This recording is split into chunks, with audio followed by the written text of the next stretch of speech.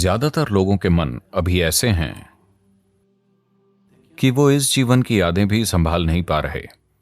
अगर आप 10 जन्म याद करेंगे तो दिमाग फट जाएगा। ऐसा करने के और भी जिम्मेदार तरीके हैं। अचेतन मन की परतों को चेतना में लाकर उन पर काम किया जा सकता है, पर यादों के स्तर पर नहीं, ऊर्जा के स्तर पर।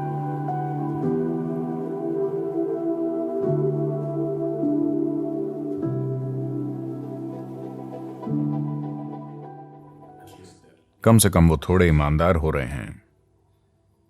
सम्मोहन चिकित्सा। पहले वो पास्ट लाइफ रिग्रेशन कहते थे। ये एक बेहतर शब्द है। कम से कम अब वो सीधे शब्दों में कह रहे हैं।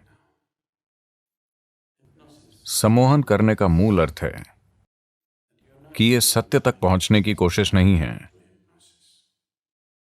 आप अपनी मनचाही चीज स्थापित करना चाहते हैं, है ना?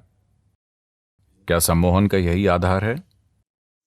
किसी व्यक्ति को सम्मोहित इसलिए नहीं किया जाता कि आप उसे सत्य तक ले जाना चाहते हैं। आप सत्य रचना चाहते हैं, है ना?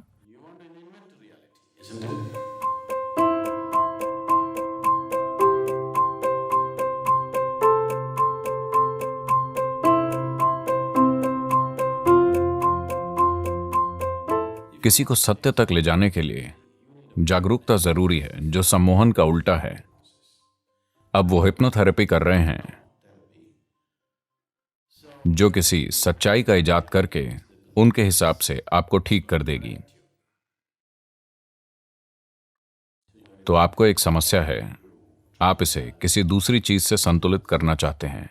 आपको शायद फायदा हो। अगर कोई बहुत बीमार है तो कुछ भी ठीक है। अगर इससे थोड़ी मदद मिलेगी तो ठीक है, पर एक आध्यात्मिक प्रक्रिया के रूप में मुझसे पूछें तो बिल्कुल नहीं। पिछले जन्म को जानना आमतौर पर सिर्फ मानसिक बकवास होती है, पर मान लीजिए कि आप कर सकते हैं कि आपने पिछले जन्म जान लिए। मैं कहूंगा कि अभी अधिकांश लोगों के मन ऐसे हैं कि वो इस जीवन की यादें भी नहीं संभाल पा रहे। सिर्फ एक जीवन की यादों से वो पागल हो रहे हैं, है ना? If you remember 10 lifetimes, your mind will crack up. 10 जन्म याद आने से आपका दिमाग फट जाएगा। क्या आपको नहीं लगता? एक जीवन भर की यादों से लोग दुखी हो गए हैं। पिछले 25-30 वर्षों की यादों से लोग एकदम दुखी हो गए हैं। अगर आपको 10 जन्म याद आ जाएं, तो मैं आपकी स्थिति सोच सकता हूं।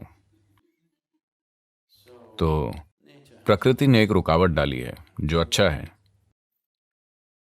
ऐसा करने के और भी जिम्मेदार तरीके हैं, जहां ये चीजें यादों के रूप में नहीं, बल्कि ऊर्जा के रूप में कटती जाती हैं। आप संयमा साधना में आए हैं? जी।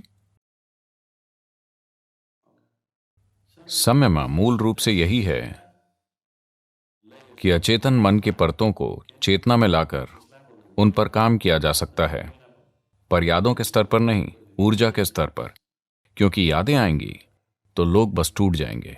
वो 2 या 5 या 10 जन्मों का भार संभाल नहीं पाएंगे। Your mind is not capable of handling that.